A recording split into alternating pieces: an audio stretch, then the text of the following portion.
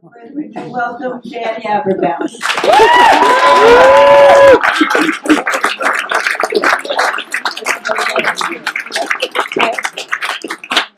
And as many of you know, I'm coming here from the South. Brooklyn, which is I recently took one step towards adulthood.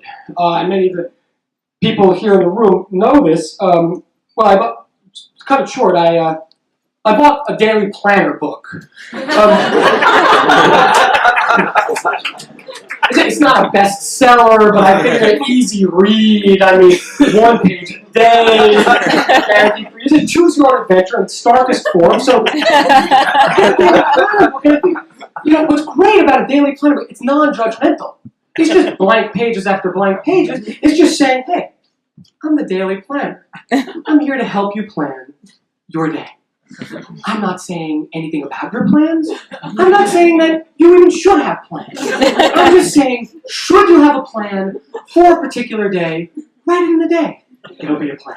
That's what I said. Hey, this is the daily planner. I'm looking through it.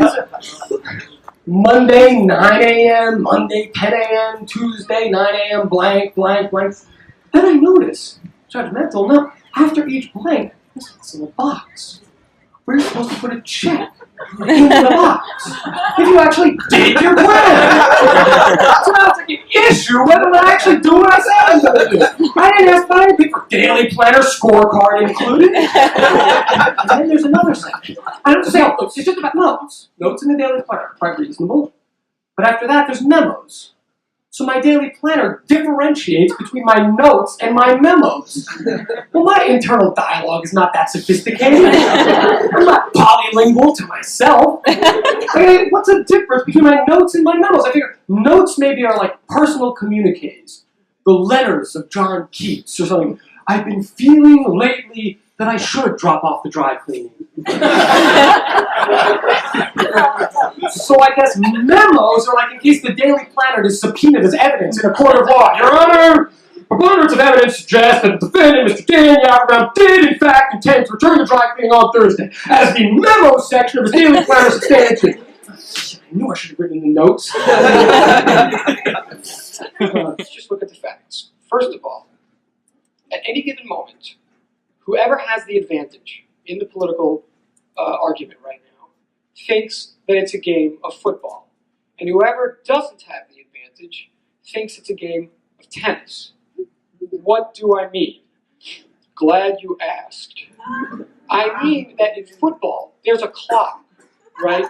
And no one wins a game of football until the clock runs out. And the score doesn't matter until the clock runs out. And when the clock runs out, the game is over, and whatever the score is, the score is. Whereas in tennis, there's no clock. Yeah! How tall was it? Right, there's no clock. The game is over when a certain person has scored a certain number of points and won a certain number of sets or battles or court decisions or whatever. And so here in this situation, right, check out the Republicans. In general, the Republicans thus far have been whining December 12th, January 8th, football, football, football. And then yesterday, when a point or a set is scored for Gore, what do they say? Screw December 8th, let's appeal, let's appeal, let's appeal.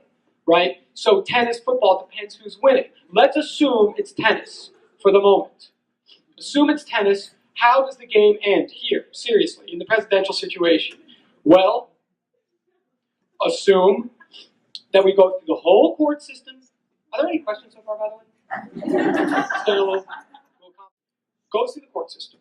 Assume for the sake of argument that Gore wins every appeal, just let's say. And in every appeal, the recounts occur, and let's say he wins all the recounts. Let's just say, see right, what happens. Well, as I think many of us know, that would possibly imply that we have to send a set of electors from Florida that would ultimately go to the college and vote for Gore. But at the same time, as we know, the Florida legislature could send their own slate of electors to D.C., to the college, and we could actually have two simultaneous sets of electors being sent from Florida. In other words, so it goes to the new House, which is newly slightly Republican.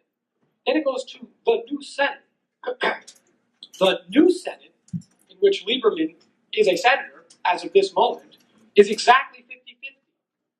So then it goes to the old vice president to break the tie, because we haven't determined the executive branch yet.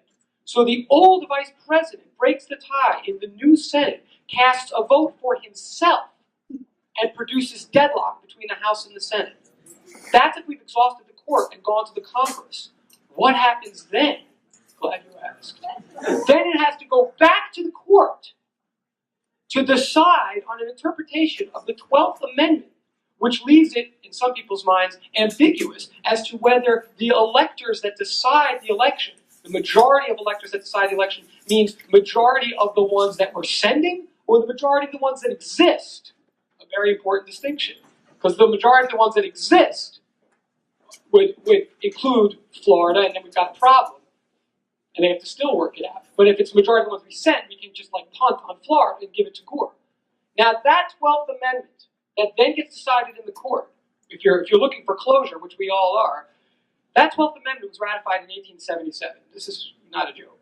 1877, I believe, I mean, this part is the joke coming up right now. Okay. 1877, as far as I know.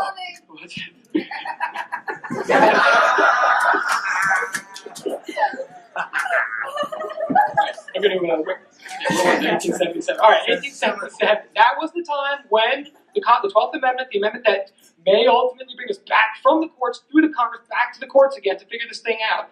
1877, I think, was the year that, or approximately the year, that the machines that we presently use in New York City to vote in were invented.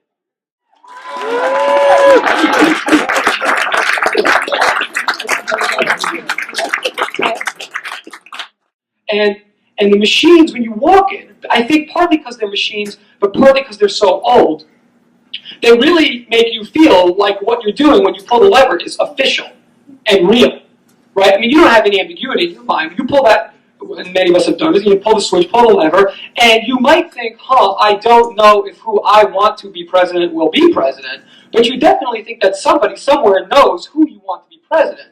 You kind of feel like it's just getting beamed into like the Lord of Election office right away, right? Then you walk out of the machine thinking that you just voted and your vote just somehow got counted, and maybe this is great because I don't even know why that. Yeah, but okay, good. You then maybe talk to a human being who asks you a bunch of questions like, "Who did you just vote for?" And that conversation goes on a little while. It's all very casual and everything, and you realize, oh, hey, no problem. I'm talking about who I did just vote for. This is an exit poll. I did vote. Now I'm just discussing my vote. Right? Implication being that was the real thing, and this is the description, the approximation. Right? But as we all know, when we watched the returns come in December 7th, that night, and all the confusion over Florida as it was going back and forth and back and forth, everybody started going along with that mentality and saying, oh, it's the exit polls that are the problem. These exit polls, they're not the real thing. We rush the exit polls, we rush the information from the exit polls, we get it all screwed up, and we should just be patient and not trust these descriptions, but wait for the real results to come in. All makes sense.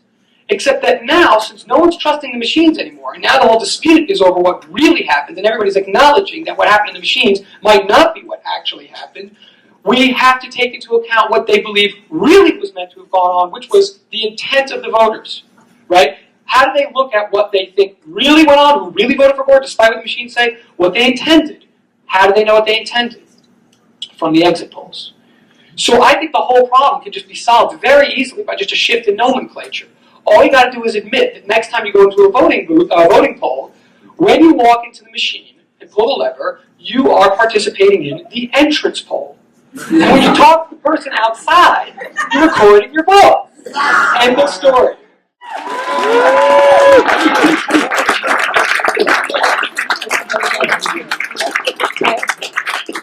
I'm kvetching a lot. At Palestine, I'm certainly complaining. I don't want to complain. I certainly don't want to complain about this country of ours because I am an American and I believe strongly in American values, and I believe that our values have always been easily distinguished from the values of the other, the country formerly known as Soviet Union. But I believe if you want to distinguish our political values from theirs, the mistake is in looking at the big words. It's not, oh, we have a bicameral legislature, and they have an autocratic governmental system, and we have elected representatives. It's not the big words, it's the small words. It's conjunctions. And has always been a communist word.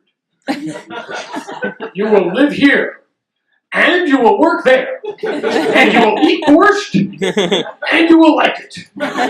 You will not worship this god, and you will respect the leader formerly known as Prince. But or has always been Americana. America is the land of or. You can live here, or you can live there. You can vote for this person, or you can vote for that person. Or you cannot vote at all. You can eat this, or you can eat that, or you can starve.